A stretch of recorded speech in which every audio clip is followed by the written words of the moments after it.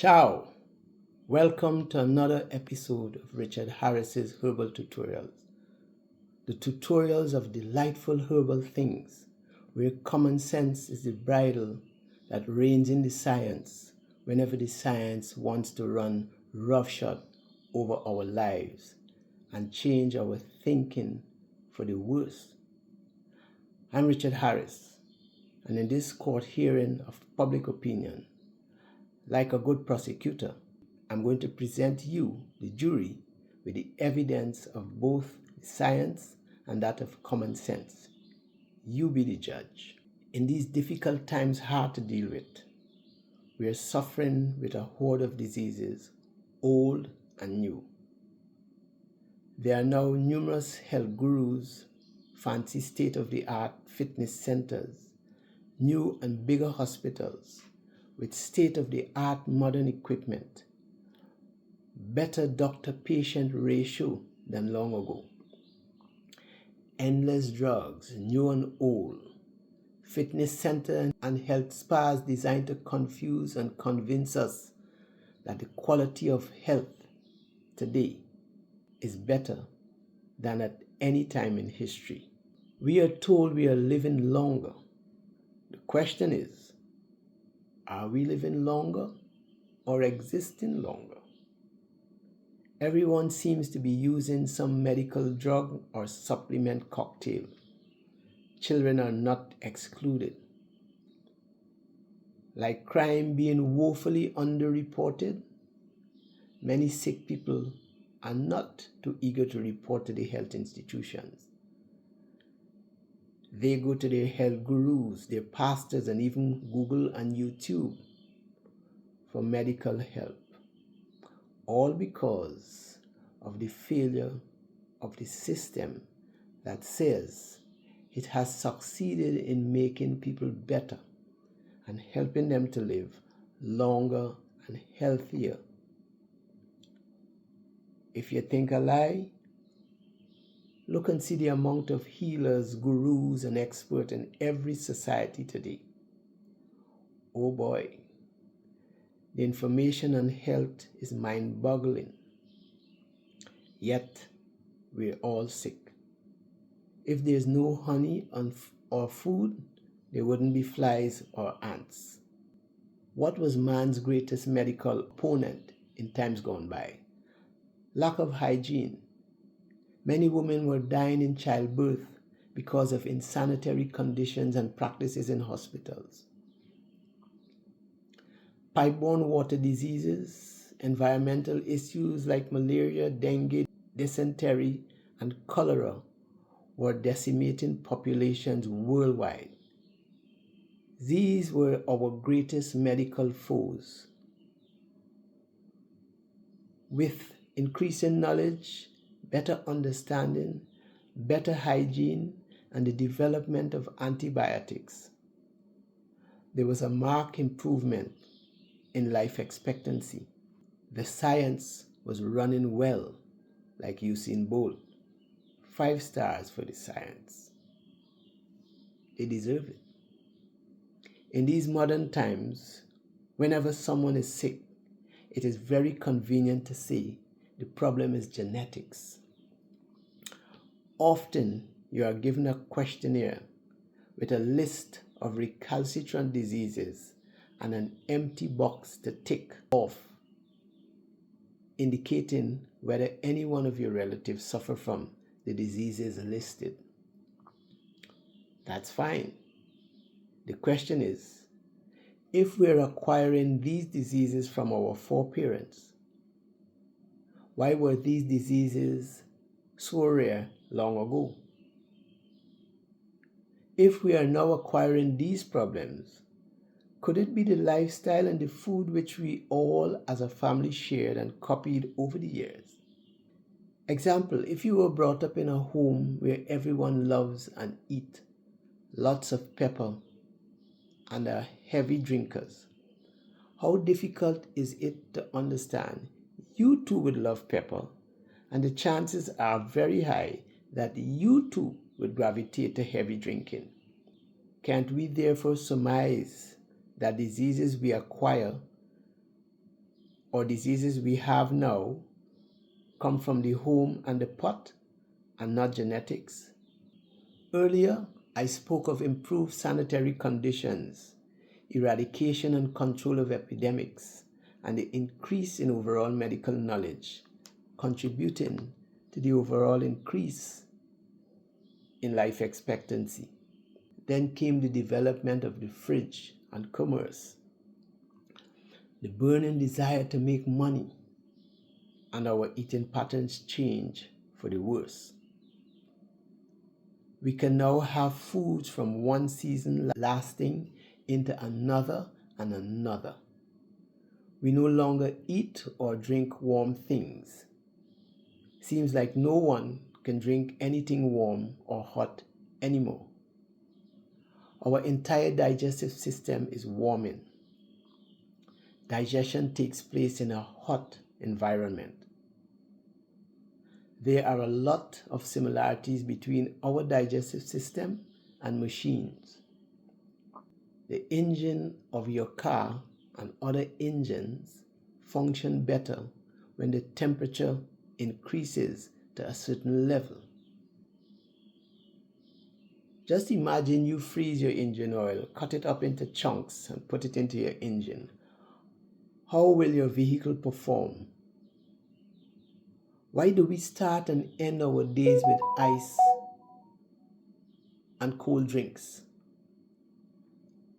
Why do electric cars and all cars, trucks, motorbikes, machines, etc. function poorly in cold weather? Why does the electric grid perform less efficiently in winter? Why do we get up more often to urinate when it's cold or the rain is falling? There's one recurring factor in all these situations: cold. Do you older ones remember this admonition from your parents? Put something warm in your stomach. We all follow that guideline until the science told us or convinced us there are no studies verifying that cold foods are injurious to our health. You are the jury. I'm just presenting the evidence. You apply your common sense. Years ago, the Eskimos' diet mainly consisted of saturated fats. And during that time, there was a low incidence of heart diseases among them. More recently, a dramatic change in the Eskimos' diet has seen a notable increase in cardiovascular diseases. They shifted from eating predominantly warming food, such as whale, seal, walrus, codfish, etc., to mixing their diet with cooling foods, which is inappropriate because they live in a very cold environment. They have now exchanged hot beverages for cold ones. They have also included cold vegetables in their diet because they are now available to them due to trade and refrigeration. The foods that are normally found in these regions are warm or hot energetically. Consuming them in a general sense helps the native to acclimatize. Cold, expansive type watery vegetables don't grow in these regions. So in a general sense, they are not to be eaten there. But the ubiquitous fridge is there, and watermelon, grapefruit, pumpkin, and the likes are now there. And these foods are now staples for these people. I mentioned in a previous video the low incidence of coronary heart diseases among the French in comparison to the rest of their European counterparts. In spite of that is, French indulgence of saturated fats, wine has always been the favored alcoholic beverage of the French. The French take wine with most meals. Wine is considered as food. Do you know wine is very hot? And its primary effect is in the chest cavity, the place where the major digestion takes place. And then we wonder why we are feeling so hot. Wine, therefore, compensates for the eating of fats and drinking ice. We in the Caribbean live in a temperate region. Our region is hot all year. We need cooling foods to acclimatize us to our environment.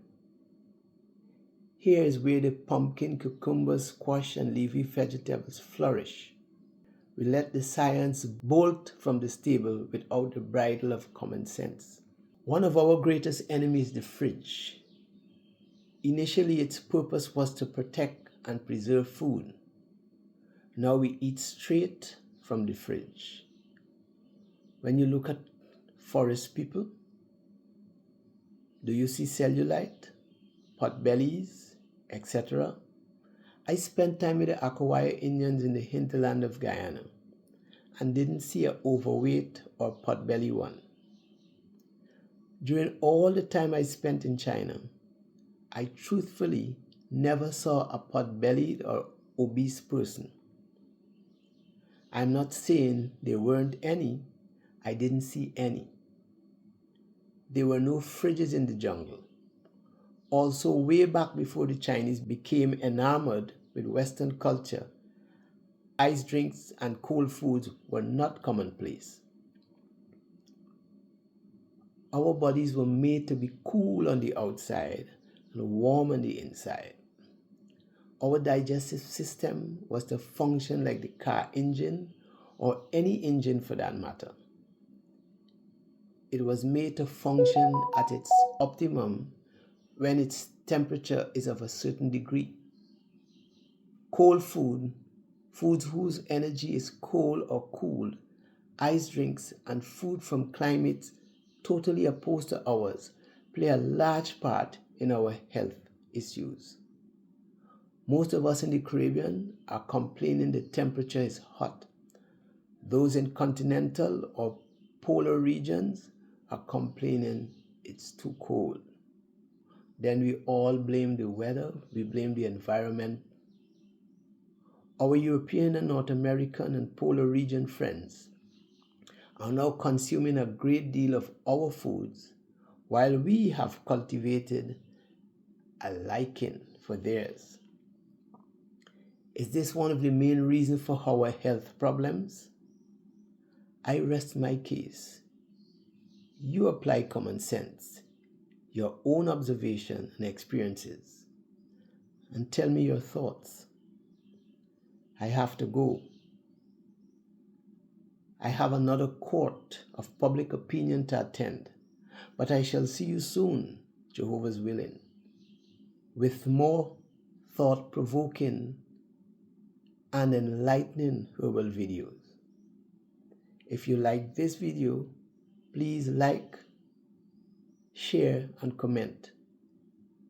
Please remember to subscribe. You subscribing says a lot and helps with the success of the channel. Ciao. Stay focused.